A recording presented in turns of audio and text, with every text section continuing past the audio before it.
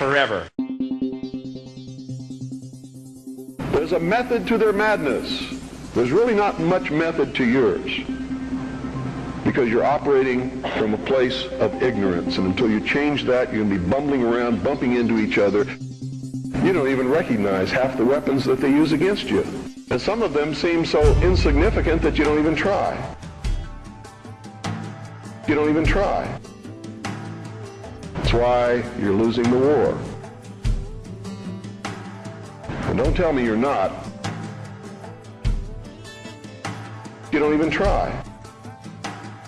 Over the last 50 years, the population has been saturated with a huge intertwining web of meaningless conspiracy theories that could almost all be true, but almost never are. And if someone is to suddenly see the big picture of what is really going on, and seriously tries to alert people to the truth, then the public has been carefully trained to view them as a crackpot, or to label them as another conspiracy theorist.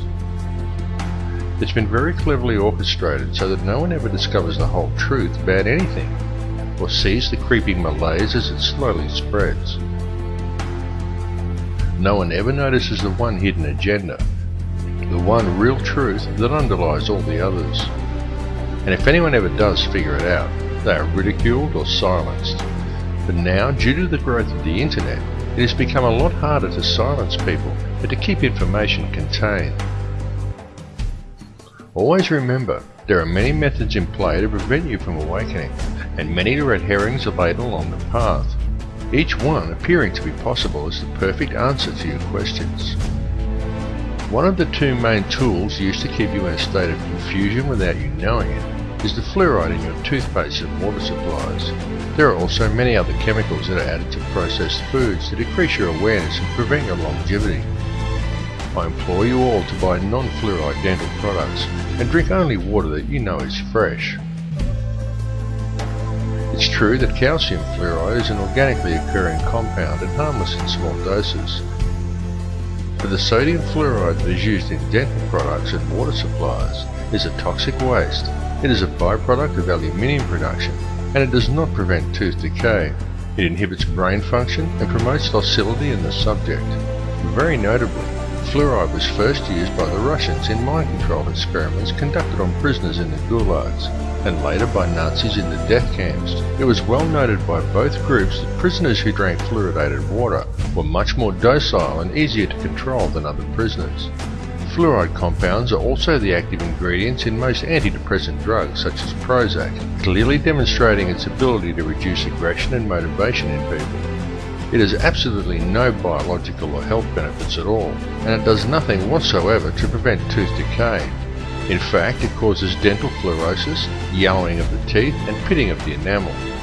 If you seriously think fluoride actually does have some health benefits, then next time you're out shopping, I challenge you to pick up a packet of any brand of rat poison you care to name and look at what it contains. Quite often you will find that there is only one ingredient, sodium fluoride. It has also been very well noted that a person under the influence of such a chemical is always completely oblivious to the fact. The ability of fluoride to do this is not some internet myth as many would claim or have you believe. It is the absolute truth.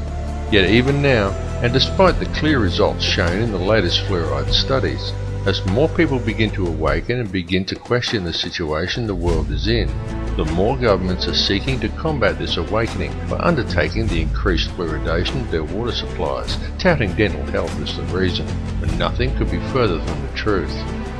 The second, and perhaps the most important tool that is used to keep people in check and prevent them from ever becoming truly aware, is television. Television is the greatest and most all-pervasive hypnotist and propaganda tool ever conceived. TV teaches people what to think, but not how to think, and TV has given modern humans an utterly false perception of society, of the world, and of each other. Through TV, the power elite have succeeded in creating a distracted, misinformed, divided and class-driven society suffering historical amnesia and completely oblivious to the true realities of their surroundings. And all of these people view themselves as truly informed and are very quick to berate and ridicule anyone who offers them an alternate perspective. Subsequently, through the ideas put into their heads by TV and through a TV-driven obsession with the collecting of meaningless trinkets, fashions and possessions that the TV tells them defines who they are as people, the power elite have also managed to rob most of the common man of their wealth, their lands, their skills, their education and their history. But most importantly, it has robbed people of their ability to think critically and objectively. And that is exactly what television was designed to do and exactly why it was invented. Every television set is also specifically designed to emit alpha waves. These can be clearly seen as a series of horizontal lines that run across the screen from top to bottom at regular intervals when using a camera to film an operating TV set, but they cannot be detected by the naked eye. These regular lines are not simply a normal part of the functioning of your picture tube. They are there for a particular reason, and they travel across the screen at a predetermined and very specific pace. How often have you seen someone sit at a TV and say, "I don't like this program," and yet they sit there and watch it anyway? How often have you done it yourself? It is because these horizontal lines are there to generate these hypnotic alpha waves. Alpha waves place you into a trance-like state as you are told what to think by scripted newsreaders, and told what to buy, what to wear, where to go, and always kept otherwise distracted by sport, meaningless celebrity gossip, and a barrage of sex and entertainment, nowadays ever more frequently punctuated by messages of fear and warnings of imminent terror. These alpha waves produced by your TV set affect your electrical field even if you are not watching it. The TV merely has to be on. They become addictive as your body becomes used to the energy field, and many people would simply feel unable to cope without the daily fix of their favourite TV show. Then this hypnotic state carries on throughout the day as people work robot-like at their given tasks, usually discussing whatever the television taught them with their co-workers. Often people think they are discussing their own thoughts, but when the conversation is really analysed, it's usually not. It's about what show they watched last night, or sport, or something they learned from the Discovery Channel, their feelings towards the opposite sex, or perhaps something like the War on Terror. And whether they realise it or not, what they are talking about, and 98% of what they think they know about anything at all, has been taught to them by the television, or by print media that is wholly owned and controlled by the very same 6 people who own all the TV stations. That's right, 6 people. 60 years ago, the media in the Western world was run by 86 small corporations, who all competed to deliver the best and most informative news. Today, it is run as a well-oiled, very streamlined and tightly controlled machine by just 6, who now control all major Western mainstream television and print media. And with the current rate of corporate growth, that number is set to soon drop to 3. This has set an extremely dangerous precedent, as it means that all televised and mainstream print media is now controlled by very, very few people. For a better and more informed perspective, obtain your news online from one of the many emerging independent websites, and go to many sites from different countries and sources to compare the same story from a variety of perspectives. You have been told that the internet is an unreliable source of information, and it is true that there are many bogus websites. But there is also a lot of very reliable information from very reliable sources, if you look in the right places. And remember, the ones who are telling you the thousands of independent websites who have opposing views to the mainstream shouldn't be trusted, number only 6. It is just that it is those 6 who control all major media. So those 6 are able to control most of what information gets to the general public, and how such information is presented.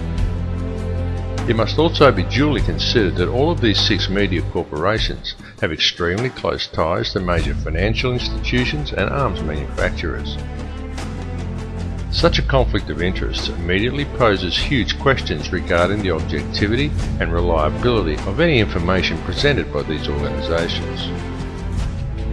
And if that were not bad enough, each one of these 6 corporations gets their news from only one of 2 sources: Reuters or the Associated Press. These 2 organisations serve as an international news pool and channel all information down to the networks. Only Reuters actually owns the Associated Press, and Reuters itself is wholly owned by the Rothschilds. This is why there is never any negative press about the World Bank or the international banking cartels reported to the people by the mainstream media. It is why the majority of people have no idea about Codex Alimentarius or the real effects of fluoride, and simply do not know how the world and its corrupt money system is really run. There's a method to their madness. There's really not much method to yours, because you're operating from a place of ignorance, and until you change that, you're going to be bumbling around, bumping into each other, saying and doing the wrong things, not understanding the nature of your enemy. And if you don't understand the nature of your enemy and the weapons they use, you cannot fight that enemy. You can't fight the battle. You shouldn't even be on the battlefield. That's why you're losing the war.